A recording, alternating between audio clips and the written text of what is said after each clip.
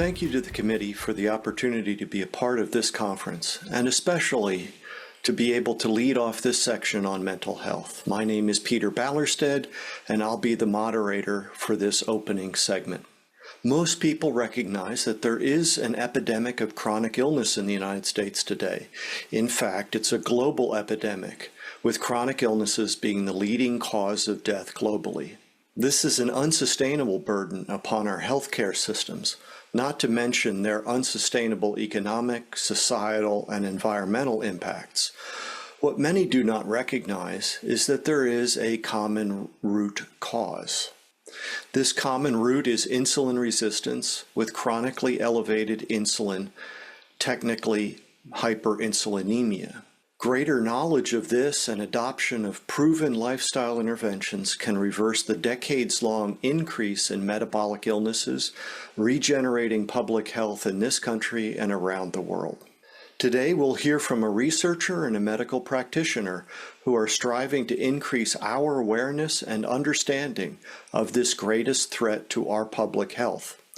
The researcher, Professor Benjamin Bikman from BYU, will present a short introduction to insulin resistance as the key to metabolic health, and the physician, Dr. Brian Lenskis, will speak on the clinical applications of metabolic health.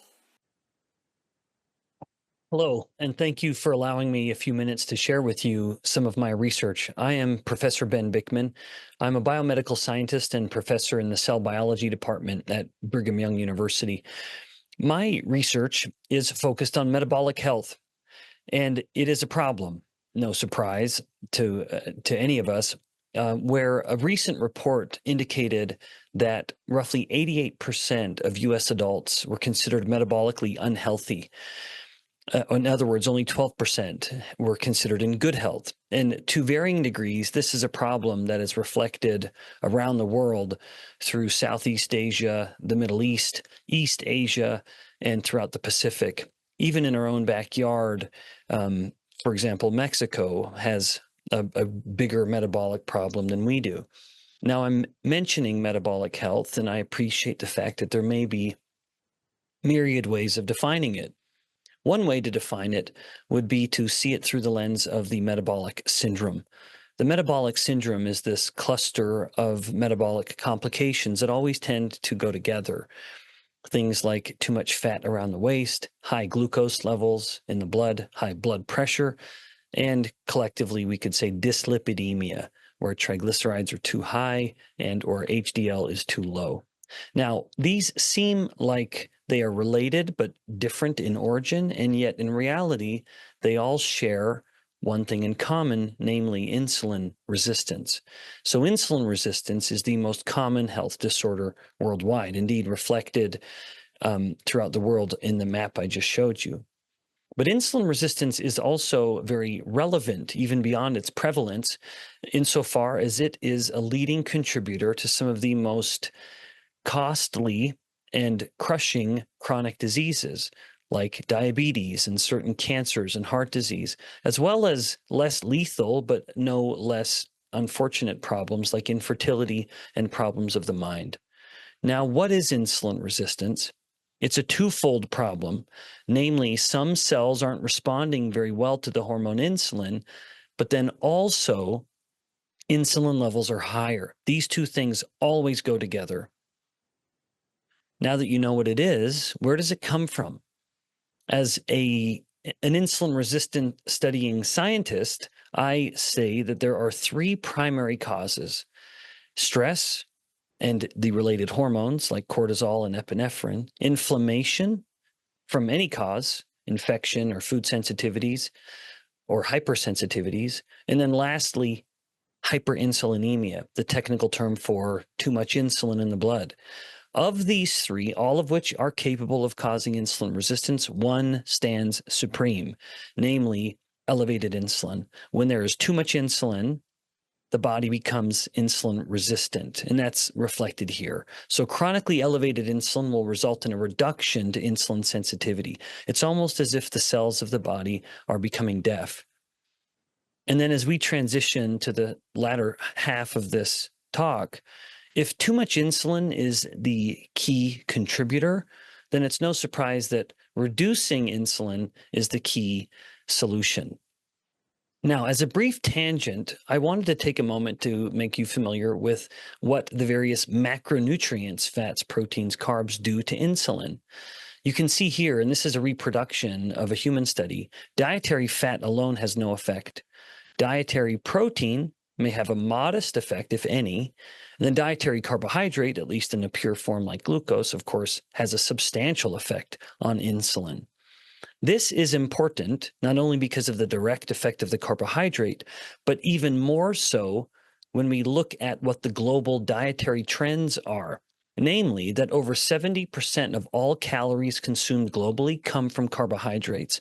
And increasingly, this is from refined starches and sugars, as I like to say, that come from bags and boxes with barcodes. So, knowing all of this, when we look at adopting a dietary solution that helps insulin come down, there are really three main pillars based on the three main macronutrients. And they are, in what I think is in fact a particular order, control carbs, prioritize protein, and don't fear fat.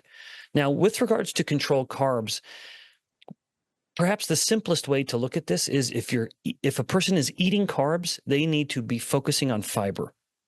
Where there is more fiber in a carbohydrate, that is going to result in a lower glucose load in the blood, which will in turn result in a lower insulin level, thereby helping resolve insulin resistance. Of course, the more a person eats carbs, the more important fiber is. Thus, in contrast, the lower carb consumption is, the less important fiber is. Now, with regards to prioritizing protein, any animal source protein is going to be superior to any plant source protein. And importantly, the older we get, the more protein we need, ideally from animal sources, because plant proteins are known to contain anti-nutrients that literally block the absorption of the proteins and other minerals, as well as potentially being loaded with heavy metals like lead and arsenic. But with regards to age, the older we get, the more protein we need to eat. That the older people are who eat less protein, the higher their mortality. And I'm going to share with you a study in just a second on this. And then the third point, don't fear fat. These are the natural fats, or the fats that we have been eating as humans since time immemorial. This is fats from animal sources. Any I would consider healthy, and fruit fats. So coconuts, avocados, olives. You'll notice that what I don't have on here is the so-called vegetable oils. There's nothing vegetable about them. They are refined oils from seeds, like soybean oil, most especially. Now, you'll notice here that I've kept the prioritized protein pillar here as well. That's because in nature, all protein comes with fat. In our fear of fat, and I would add our hubris and ignorance of human physiology, we've tended to strip away the fat and only focused on the protein. But again, there is no natural source of protein without fat. It doesn't happen. I think there's a lesson we could learn there if we're humble enough to hear it. And part of this is reflected in the fact that when humans eat protein with fat, we digest that protein better because of the facilitative actions of bile. And it's also more anabolic. That in human studies that exercise humans and give them a protein load, they can increase the muscle protein synthesis from that protein load by adding fat to it. And as I alluded to a moment ago, there is growing evidence, and I would say this is probably a result of scientists being a little more courageous in sharing data that is inconvenient. But here was a paper published documenting that the more persons eating animal protein, the more likely they are to live. And some may say, well, what about all that dreaded saturated fat? Even that story is starting to fall by the wayside, where we have institutions, including this one from the Journal of the American College of Cardiology, noting, and I've underlined here, that foods that are enriched with saturated fats are not associated with an increased risk of cardiovascular disease. In fact, that is a long, remarkable history in looking at the faulty evidence and the efforts in previous decades to literally hide evidence and prevent it from being published because it was considered too problematic with the prevailing paradigm with regards to vilifying saturated fats.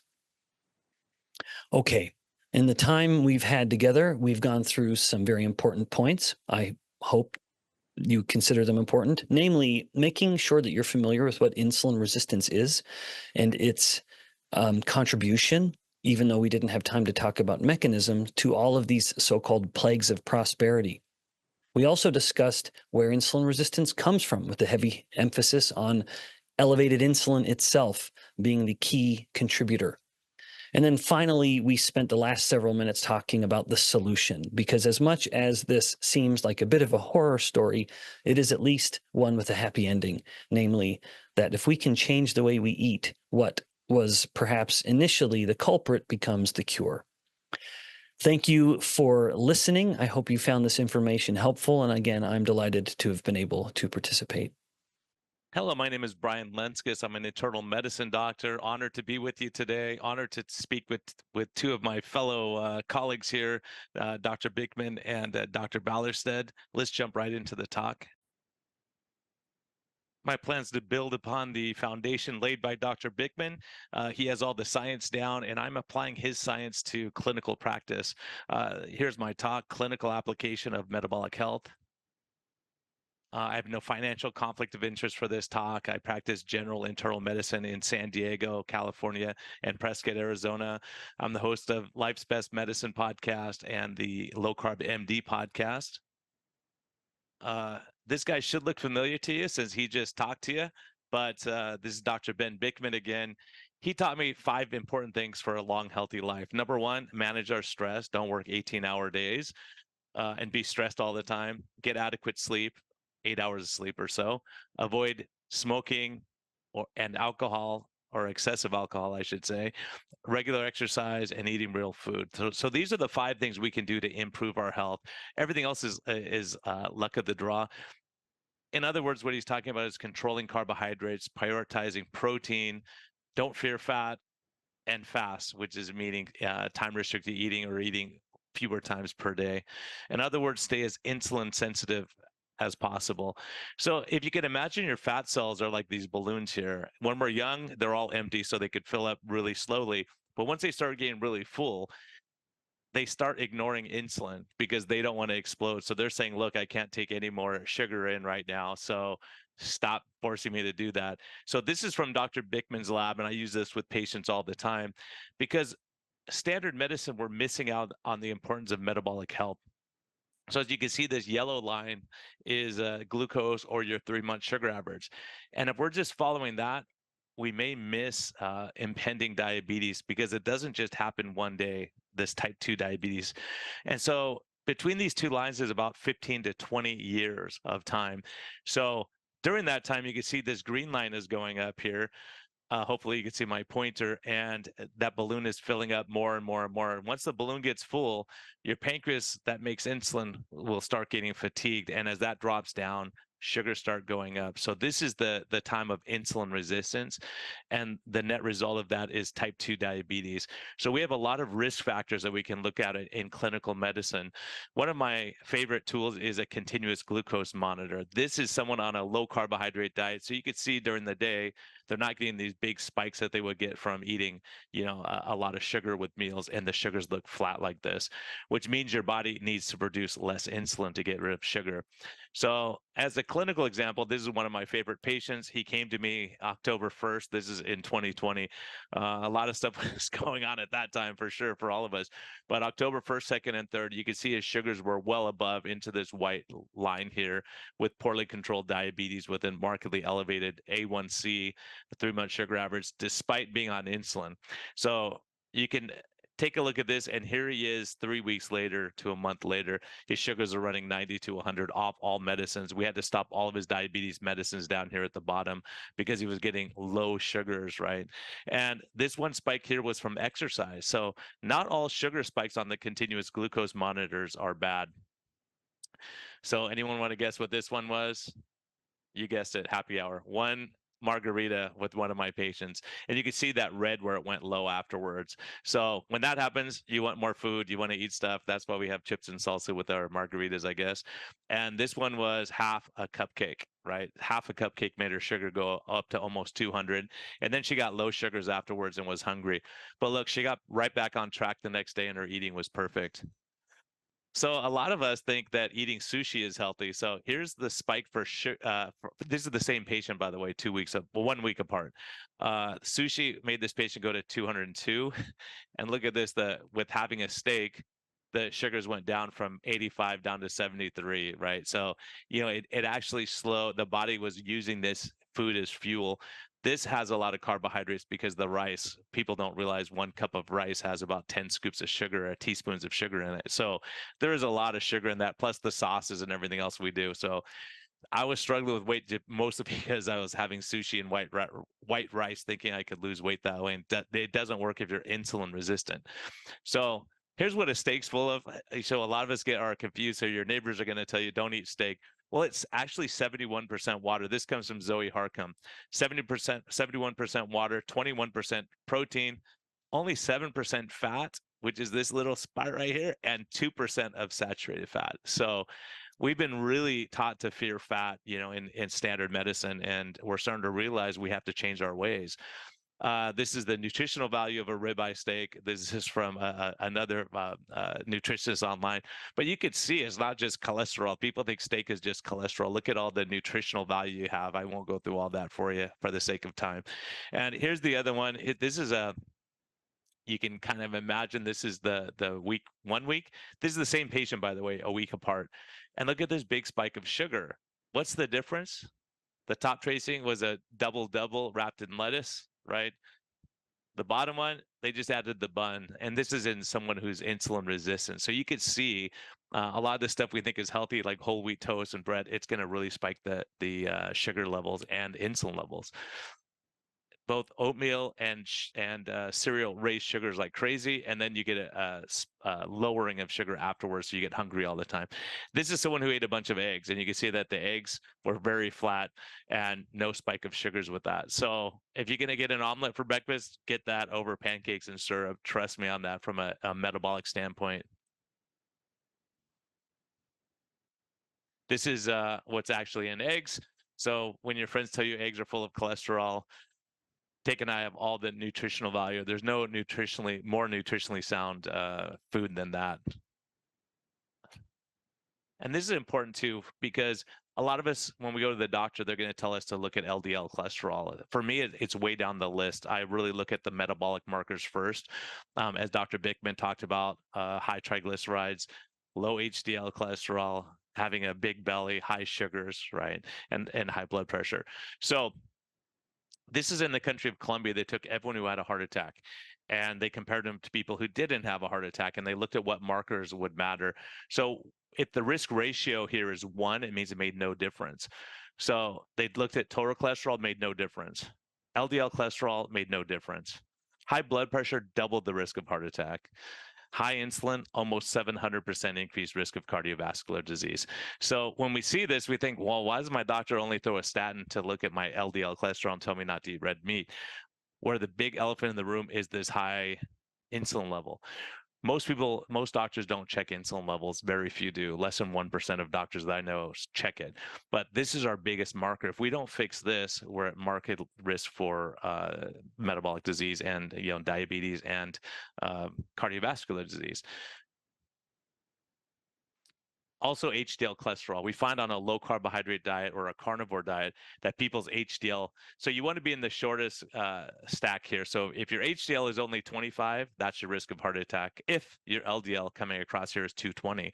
But if you just sit in the front row, if your HDL goes higher, the good cholesterol, your chance of cardiovascular disease goes way down. So even though this person in the back row here has an LDL of 100, they're at markedly increased risk of cardiovascular disease because of low HDL. This is a study that they show here. I have it referenced on the bottom from 2009. 75% of people who had a heart attack had LDL cholesterol in the normal range. So this is food for thought here. Are we looking at the wrong marker? A lot of these people with higher LDL cholesterol may have lower insulin and be metabolically healthier and less likely to have a heart attack. This is from the Women's Health Study. This was Professor Noakes went through this again, and he said, let's look at the data and subtype for all these different risk factors. Type 2 diabetes was by far the biggest risk factor. Metabolic syndrome, as we talked about, is a huge risk factor also, which is a precursor to diabetes, hypertension, obesity, smoking. So where's LDL? Way down here at the bottom, 1.38. And this is all we talk about in Western medicine. So because we have a drug for that, we could throw that drug on and make ourselves feel better. What else strongly predicts outcomes? This is a A1C. This is why we're battling diabetes. In women in particular, you can see if your A1C is at 7, you're at almost 400% increased risk of cardiovascular disease. So why not lower it down to down here in this range and decrease your risk significantly? So we really have to control the sugars and the diabetes. This is one of my patients, just to give you a clinical aspect of this. Here she is on a low-fat diet when she came to me, 256 pounds. We put her on a more of a ketogenic, low-carbohydrate diet with more red meat and less grains and rice and all that stuff. And her weight came down 58 pounds in 16 weeks. Her waist came down 11 inches, which is a huge marker for cardiovascular disease. A1C 3-month sugar average dropped 2 points from 7.7 to 5.7.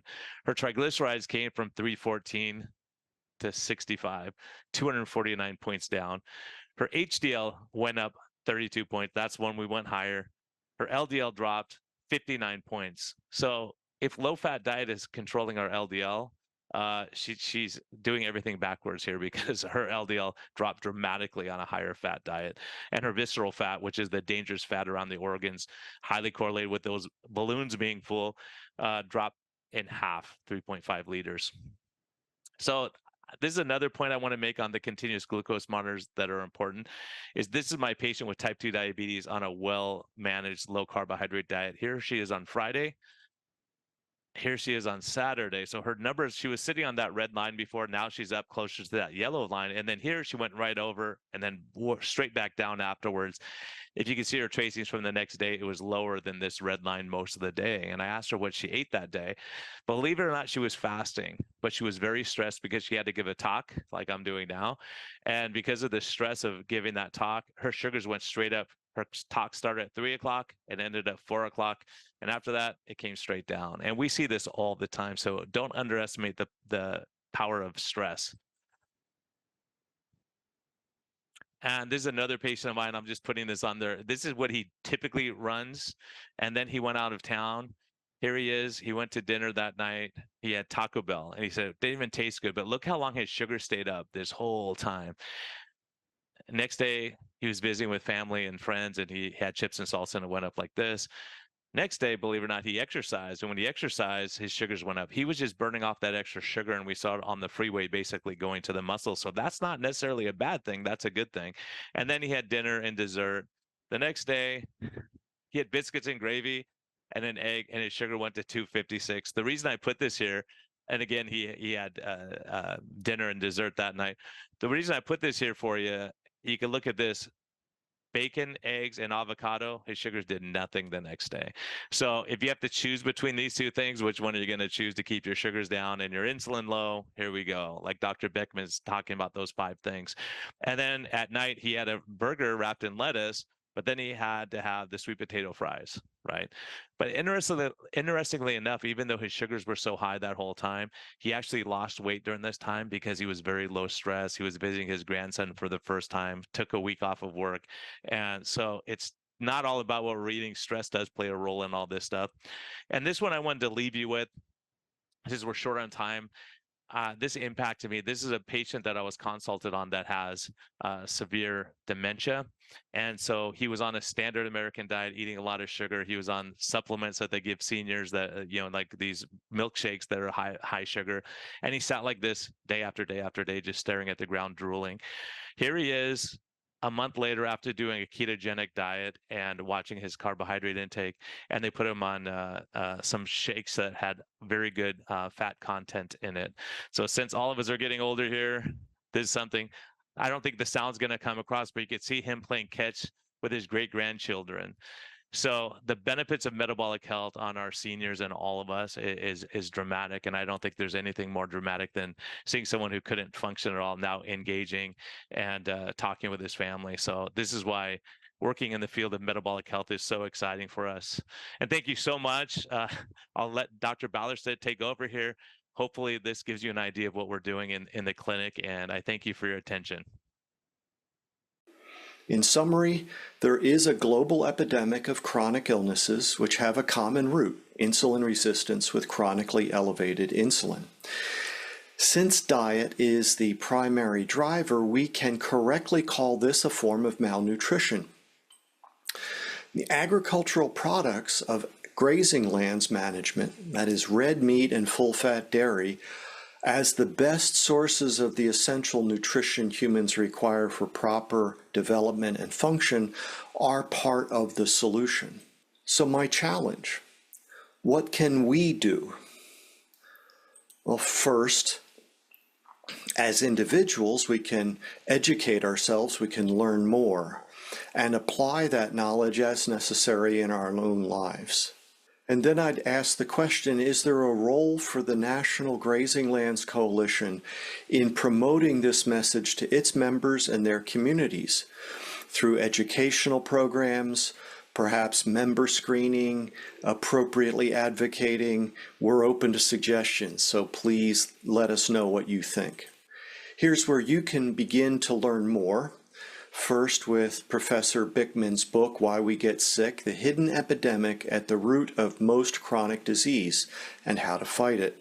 Can also recommend the Society of Metabolic Health Practitioners, who offer accreditation to health professionals, as well as resources for the general public. They do also have a provider directory locator system. Dr. Lenskis is practicing in Arizona, but he's one of a growing number of metabolic health practitioners that are available.